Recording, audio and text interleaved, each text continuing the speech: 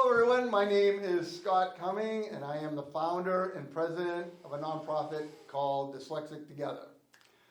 So this is our 6th basic writing course and I have a question for Kelly.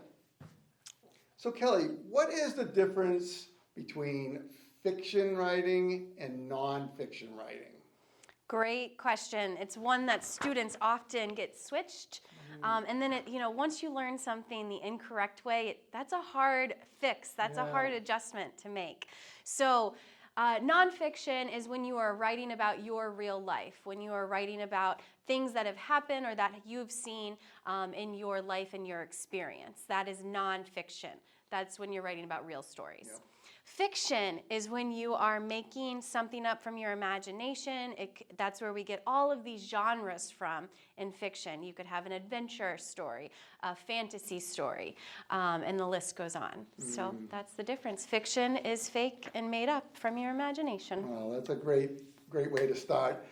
I'm excited to hear what you have to say tonight. And this is your teacher, Kelly Lawler. Thanks, Scott. All right, welcome to session 6 of our adult writing class. We are here in this wonderful room at Maynard Public Library. So we're thankful to all the staff here to make this possible, and also to Stowe TV. That's how you are seeing me recorded on this video.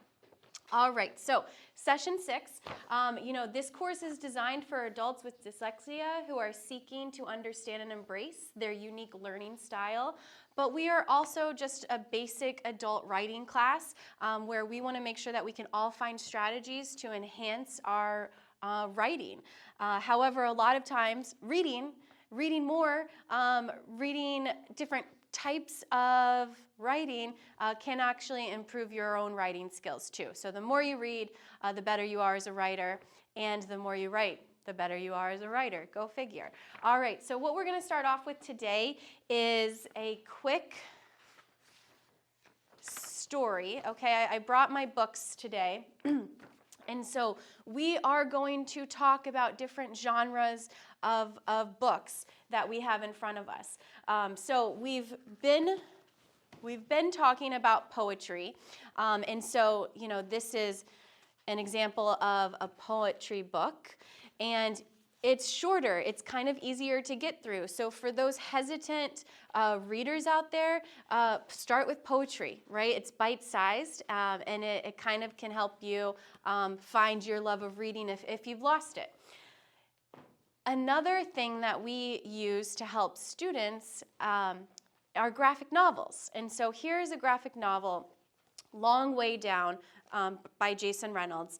And we have pictures. It's kind of like a comic book. And when we are talking about early readers, it's really important that we have books, all different forms of writing that can motivate those students. They're excited to read it. The more excited they are, it helps in the process to get them to understand how to decode words, how to speak fluently. So graphic novels is something that has helped me in my practice as an English teacher, just to get students excited about books. Another one that isn't here, this is the Long Way Down. This is the graphic novel version of Long Way Down, but it is a novel in verse. So you are reading it like a poem, but it's actually the length of a novel. So there's so many ways to start your love of reading, and I just wanted to highlight a few of them today. The book that I don't have, there's a book that I don't have. It's called Flying Lessons, and it's edited by Ellen O. But there are, and she runs a really cool organization called Diverse Books.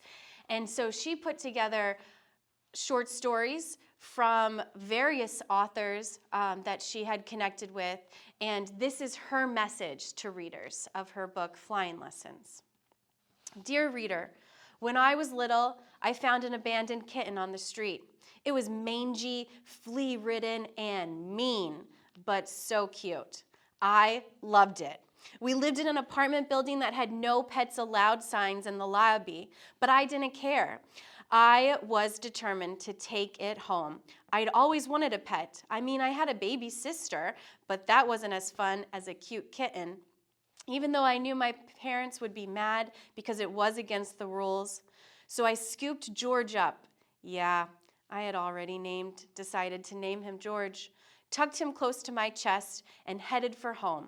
By the time I walked the 5 blocks to my building, I was a wreck. I looked like a monster. Not only did George manage to scratch up my entire face and chest, but he also taught me that I was terribly allergic to cats. My eyes swelled into leaky water balloons, and I was covered in huge welts that looked like radioactive leeches had attached themselves all over my body. My parents totally freaked out. When my dad took George away from me, I yelled through my swollen throat, "That's my cat!" As I reached for my pet, he hissed at me and scratched me one last time just to say goodbye. Turns out George wasn't alone. All cats hate me, which is why I own a dog. But I'll never forget George. He's the story of my parents that my parents loved to bring up at every family reunion, about how I saved a poor orphaned kitten that tried to kill me. But we all have stories like that, right? They might be milk snorting out of your nose funny ones, or listen to how cool and awesome we are ones, or come close so we can whisper in your ear juicy ones. They might be old favorites or stories about new experiences, but no matter what, our stories are unique, just like we are, and that is what this book is all about. 10 diverse stories from 10 great authors for all of us. And so I really just thought that that encapsulated a really good writing techniques. There were so many writing techniques in there that Eleanor used, but also just showing the importance of reading of books for all of us. So I thought that was a really powerful message. I hope you liked it.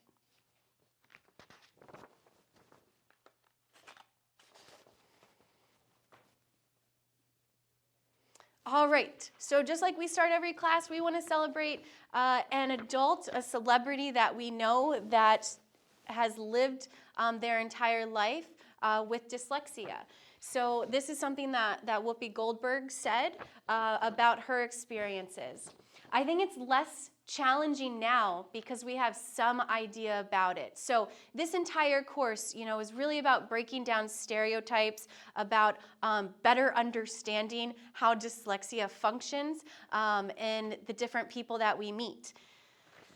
So she continues to say, but I think the challenge will always be, how do we see ourselves, not as folks with a handicap, but as folks with an interesting perspective.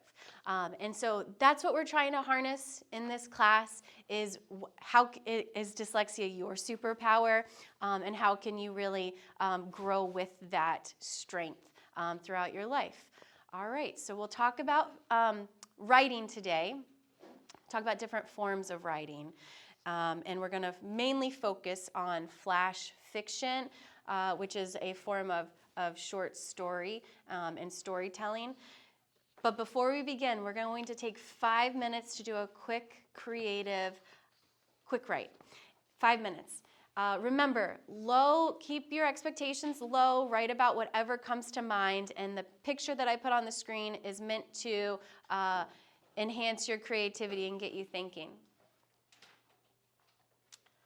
All right, here we go. I don't know what roller coaster that is, but it's a roller coaster. So tell us a story, real or made up, fiction or nonfiction, that is inspired by this image. All right, I'll put 5 minutes on the clock and we'll be back.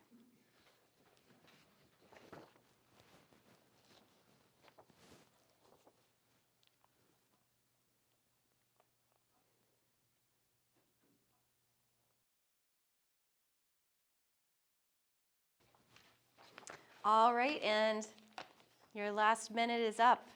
So what did we come up with from this picture prompt of this huge giant roller coaster, I wish I could do some research. Writers like to research.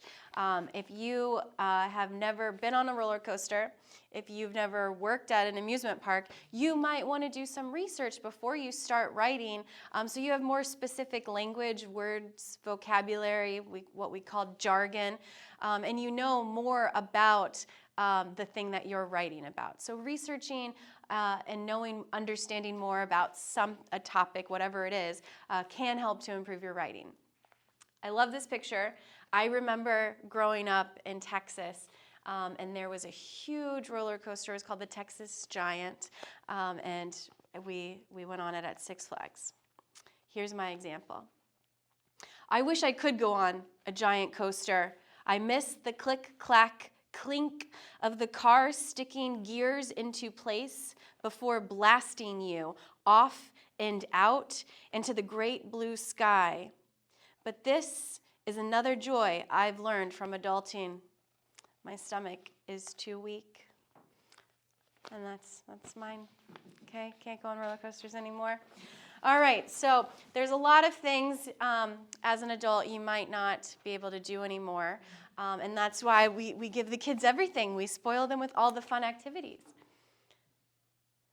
All right, so I have a few examples, and the letter that I started with today by Ellen O was the foreword to her book of 10 short stories by 10 different authors called Flying Lessons.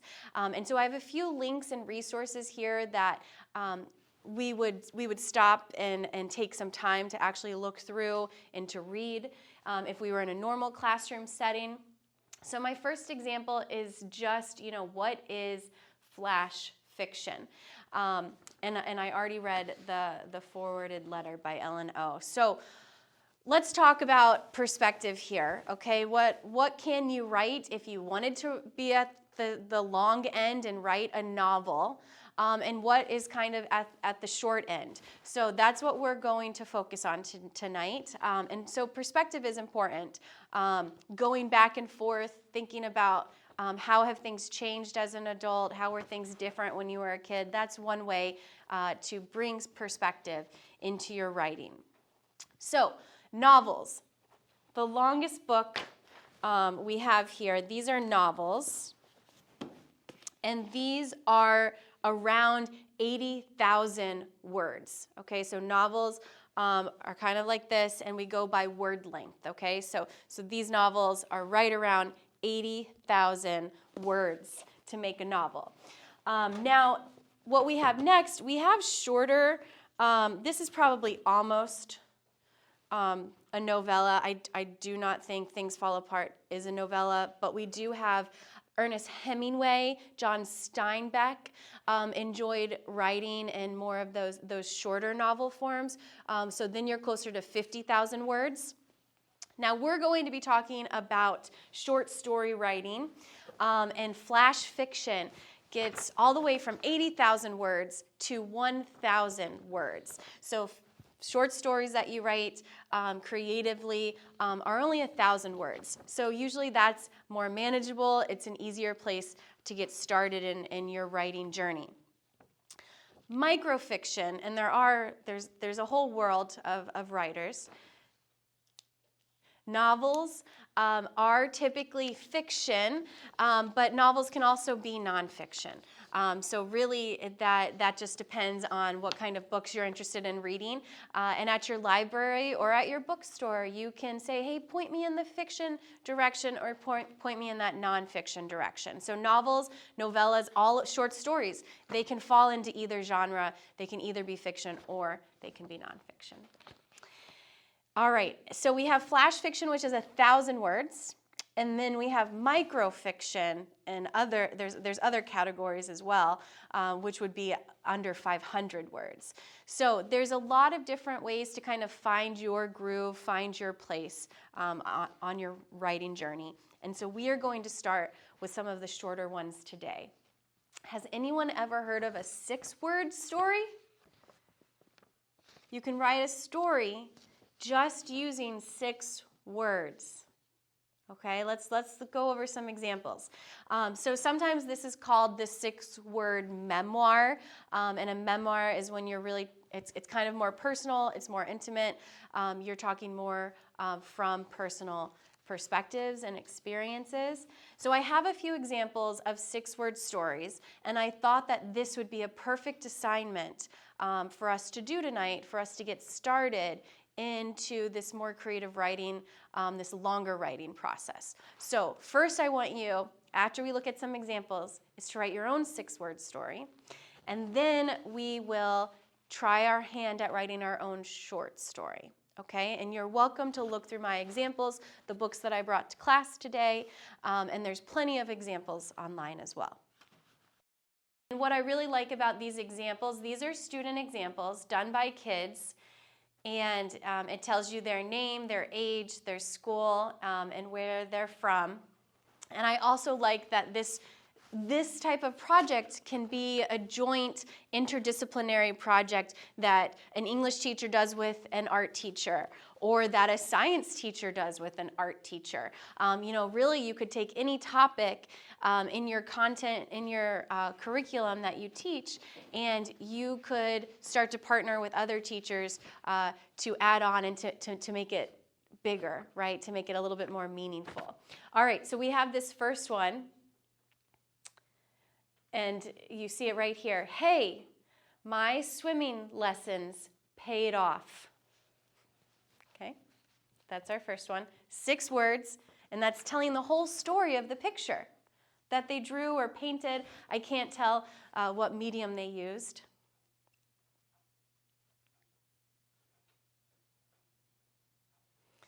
All right, and this is from Montclair, New Jersey. And right from 5th grade, break the rules now and then, all right? There might be a time and a place where you think breaking that rule might be the decision you're choosing to make.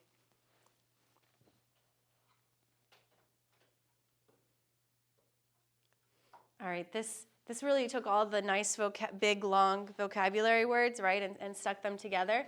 Boredom. An abnormal force of encouragement. So something that we typically hear kids complain about is how bored they are. But often you can find your most creative thoughts and ideas when you are bored, or when you're out in nature, walking around or on your canoe. All right, and here's from a 7th grader in Illinois. This one, what makes this one interesting is that it's circular, and do we really know where to start? If I'm reading a clock, right, I might start at my alarm clock killed my dreams, all right? But I don't know, the way that they have the hour and the minute hand, do they want us to start at dreams? Dreams, my alarm clock killed my. You can play with your images, and you can play with your words. And so that's what I think is cool that this 7th grader tried to do. All right, and then we have a few more examples. Break down my walls, discover me. All right, kind of talking about boundaries. Who do you let in? Very high school, middle school. And then here's the last one that we'll end on. This time Cinderella demanded it back. Kind of changing that perspective, and kind of showing us Cinderella, for example, in a very different light than what we normally read in fairy tales. All right, so that's our job for tonight. That is your homework. You will write your own 6-word memoir, and bonus if you can also draw or put an image together with it. You pick the medium, but what is your 6-word story? A lot of times when we talk about writing smaller, you want to keep it brief, so you only want to include the words that have that power or express that meaning that you're trying to convey to the reader. It doesn't matter where you start. You could start at the beginning, the middle, or the end of a story that you're trying to share. And also, you want to remember that it's nice sometimes to have a surprise ending to kind of have that shock or that awe factor to get people thinking. All right, so those are my tips for today, and that's the homework that I will leave you with.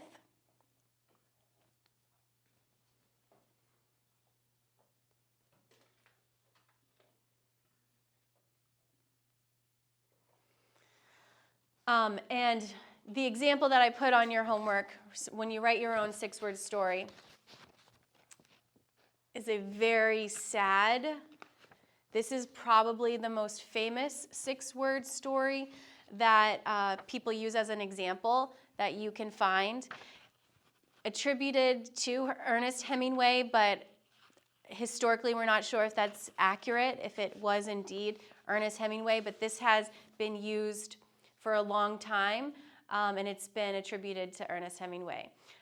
Versions of the story date back to the early 1900s. It was reproduced and expanded, and so this is the one that we normally see with a set of baby shoes. For sale, and we have that colon there, for sale, baby shoes, never worn.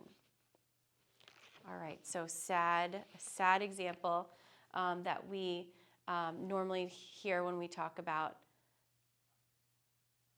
6-word stories. All right, and then lastly, we'll kind of get started with our fast fiction. We want to keep it brief. You can start wherever, beginning, middle, end, and it's nice to have a surprise ending or a twist in your plot, but we will come back to that when we talk and join. If you can join us at our next session, session 7, we'll meet right here at Maynard Public Library. Thank you, Scott. Thank you, Stowe TV. Have a good night.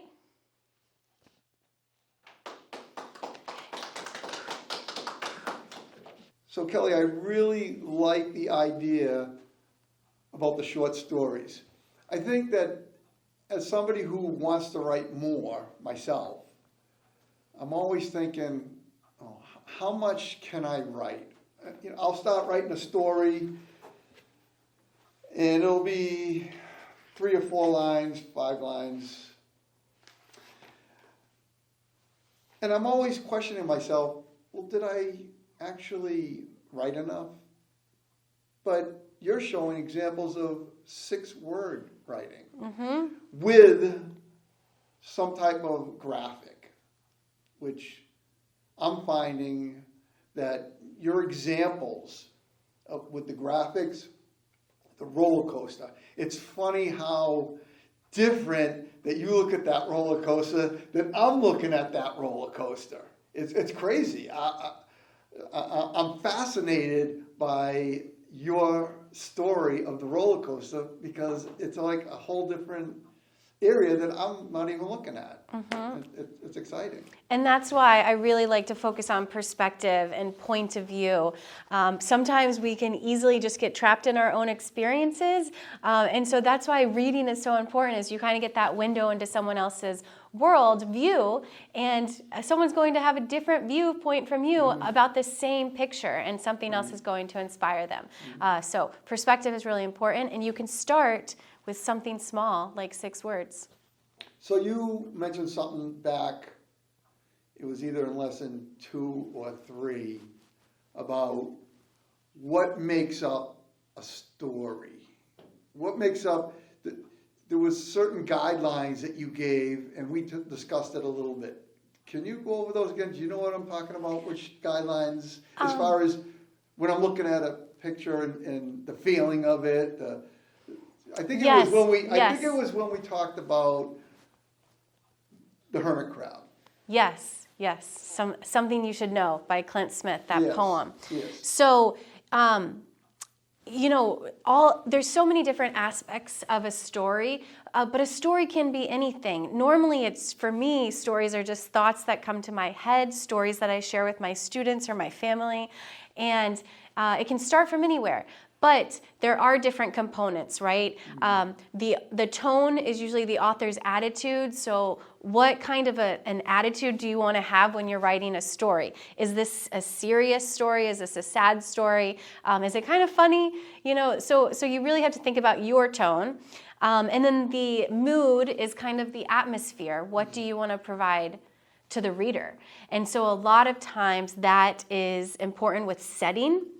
And so the setting usually helps to create the mood for your story. Edgar Allan Poe, for example, is definitely in a certain genre, and he wants to set that mood that's gloomy, that's dark and dreary. And he does that by describing dark settings, typically in haunted castles kind of a thing. So you can start small, and a story can be anything. And I hope that gives people the power and the confidence they need just to get started. Yeah, well, I like the idea that you're talking about small stories, but there was 5 components, I think you said, to writing. Am I right about that? Wasn't there something, again, that we talked about, there's 5 different components to writing a sentence or writing a story? I think I wish I could remember exactly what that was that you were talking about, but there was something. I don't think we talked about plot development, but normally you have 5 with when you think about plot, right? Okay. So normally you have an introduction or an exposition, which is how you start talking about your story, and that's where you introduce conflict, right? So usually when you talk about plot in writing, there's got to be something to push the plot along, right? Otherwise it gets boring. So you have conflicts, and some of the most intense books that I've read, movies that I've watched, TV shows that I've just been addicted to, they keep having these conflicts, and I'm like biting my teeth, my nails. I'm biting my nails, and I don't want to be in their shoes, you know, because there's so many horrible conflicts that are just adding up, and I'm like, how are they ever going to get out of this? So there are 5 parts to the plot diagram, and so it usually starts with the introduction. Then you have the rising action, the climax of your story, which is the turning point, which goes to the falling action, and finally your conclusion or your ending there. Yeah. Nice. So, that's our plot.